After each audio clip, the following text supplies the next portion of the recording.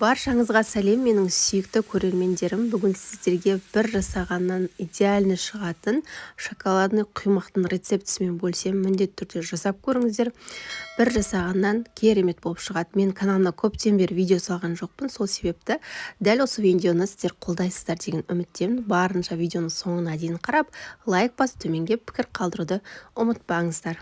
Ең әуелі ыдысымызға жұмыртқа саламыз, және де қантты салып, венчиктің көмегімен жақсылап араластырып аламыз. Екеуі біркелкі масса болу керек, яғни қанты еріп, екеуі біркелкі болғанша жақсылап араластырып аласыздар.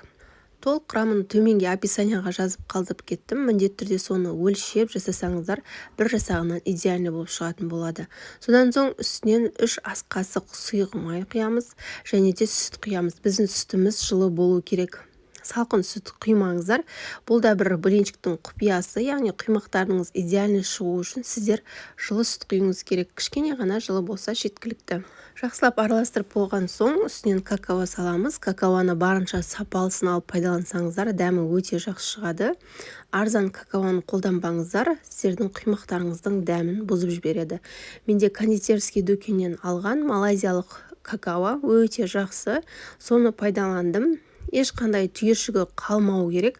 Соған дейін жақсылап араластырамыз. 1 шай қасық разрыхлитель және де ұнды саламыз. Ұнды бірден салып жібермеңіздер, 2-3 бөлікке бөліп салыңыздар. Сонда жақсы араласады және де ешқандай түйіршігі қалмайды. Сол себепті бөлек-бөлек саласыздар. Және де міндетті түрде ұн елегішпен өткізіңіздер. Міне ешқандай түйіршігі қалмады. Соған дейін жақсылап араластырып болған соң ең соңында қайнап тұрған су құясыздар. Қайнап тұрған суды құйып, жақсылап араластырамыз. Осымен құймақтың құрамы барлығы дайын болды. Осында кішкене сұйықтау масса болады. Достар, менің каналымның дамуына үлес қосып, міндетті түрде видеома лайк басып, пікір жазып, және де подписация батырмасын басып, тіркеліп кетуді ұмытпаңыздар. Сіздерге алдағы уақытта керемет рецептерді ұсынатын боламын.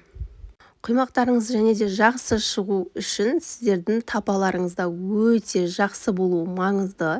Сол себепті құймақтарыңызды бір-ақ рет басында кішкене ғана майлап пісіресіздер, және отты баяу отта емес, баяудан кішкене жоғары қоясыздар. Сонда дәл осындай кішкене жоғары отта пісірсеңіздер, осындай тесікшелері пайда болып, әдемі болып пісетін болады. Міндетті түрде тапаларыңыз сапалы болу керек. Егер дәл осы рецептпен жасап блиныларыңыз жабысып қалатын болса, ол демек сіздің табаңызға байланысты болып тұр. Сол себепті сапалы тапаны пайдалануға кеңес беремін.